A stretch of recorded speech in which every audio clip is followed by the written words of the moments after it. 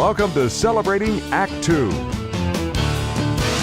Celebrating Act 2 is the user manual for the second half of your life.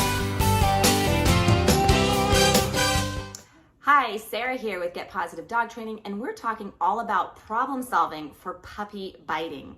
And here's the thing, there are 3 major tips that I want you to focus on to help your puppy stop that puppy biting, which is going to cause you less stress and you'll enjoy your puppy a little bit more. All right, the first tip for helping problem solve your puppy's biting is management. We need to make sure that you're first picking up and managing your environment, taking away the items that your puppy wants to chew on that you'd rather he not chew on. For example, your shoes and socks, which are really highly reinforcing to a puppy because they smell so good. So get those out of the picture. Don't allow your puppy to practice behaviors that you don't want, like chewing on your arm, which is the second tip. We want to make sure that we are redirecting, not correcting your puppy, because that's going to create a negative association with you. If they're getting really over-aroused with your hands, we also need to work on calm handling, which is tip number 3. But I'll get into that. Let's go back to this redirection. You want to make sure that while you're managing and preventing your puppy from practicing chewing on things you don't like, that you're setting them up for success with things that they can chew, like their special toys.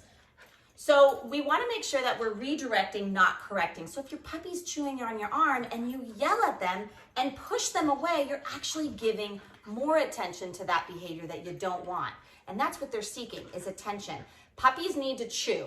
They need to fulfill that need. Just like a toddler loves to put things in their mouth or touch everything with their fingers, puppies do that with their mouth, with their teeth. So we want to make sure that we're giving them enough outlets to fulfill the need of chewing and teething on items that work for them, like squeaky toys.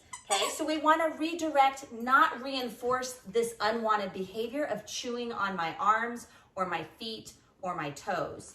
So it's really important that you're not drawing a lot of attention when that behavior you don't like is occurring. So I'm going to very calmly move my hands away, bring my branches in like I'm a tree, and just ignore this behavior while I'm redirecting his focus elsewhere. Now, if your puppy's not interested in the chew toy, then you can also bring out a piece of food reward and reward your puppy for being calm away from you. Okay, so sometimes the food might be a little bit more reinforcing to get the puppy to do what you want versus going into the correction mode.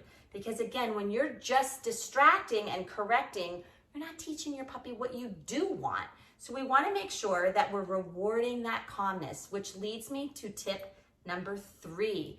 Tip number 3 is teaching your puppy that hands are good things, that hands on them equal calmness. And if you're touching your puppy all the time and petting them quickly, it's very easy to over-arouse your puppy and get them excited about your hands. So then they're more likely to chew on your fingers and your skin.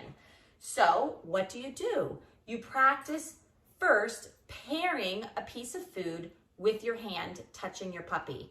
Now we're going to build up to stroking your puppy, but in the beginning, we're just going to work on touching and feeding, and he's already interested in a treat on the ground. So I'm just going to first reward him for standing calmly or sitting, and as I touch him, I'm going to give him a treat. And I'm going to repeat that until I can see he can handle the treat and the hand at the same time. What I'm later going to do is build the predicting feature that my hand is going to predict a treat is on its way. All right, the first step is while you have food in your hand, simultaneously, you're going to reach and feed your puppy. You're going to just touch and feed at the same time. Touch and feed.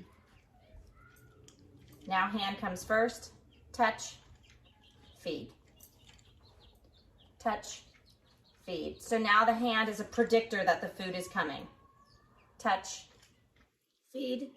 I might try his ear. Touch, feed. If he starts to bite my hand, I've asked for too much. I might lift his ear and feed. I might touch his paw. Really important to work on handling your puppy's paws.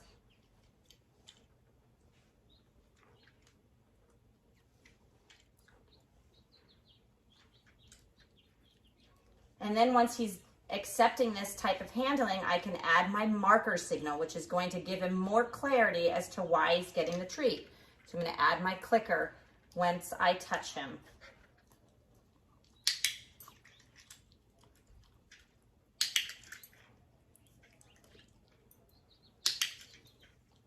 As he accepts it, I can start to add more and more strokes.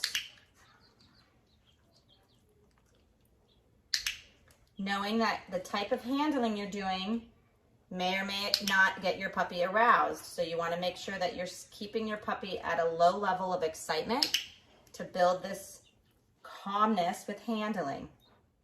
So I'm going to go back to rewarding calmness. And again, pulling my hands in, and I have these toys on the ground readily available for him. What you want to avoid is reaching up for a new toy that's not present, because if he nibbles on your feet or your hands and you go get a new toy, he's learning that nibbling your hands or your feet result in you getting something new for him, which we don't want. So we want to make sure that we're utilizing the toys that are already down on the ground for him, and we're going to work on this handling. So when I touch and give him a treat, good things happen.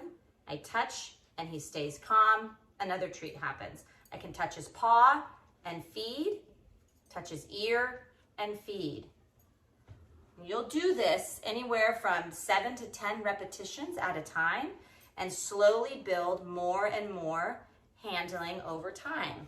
If I start to stroke him and he gets excited, he's saying that's too much. Your hands are still very exciting. So we want to make sure that we're going your puppy's pace and we're not setting them up to fail. So when in doubt, when you're dealing with a lot of puppy biting, ask yourself this: are you managing and preventing the situation? Are you redirecting instead of correcting your puppy? And are you working on teaching your puppy that handling and calm movement is good for your puppy and not getting them over aroused or excited with that movement? Rewarding them for that calmness. Let me know how it goes and see you in the next video. For more on Celebrating Act 2, visit our webpage, follow us on Facebook, subscribe to us on YouTube, and tell your friends. Celebrating Act 2 is the user manual for the second half of your life.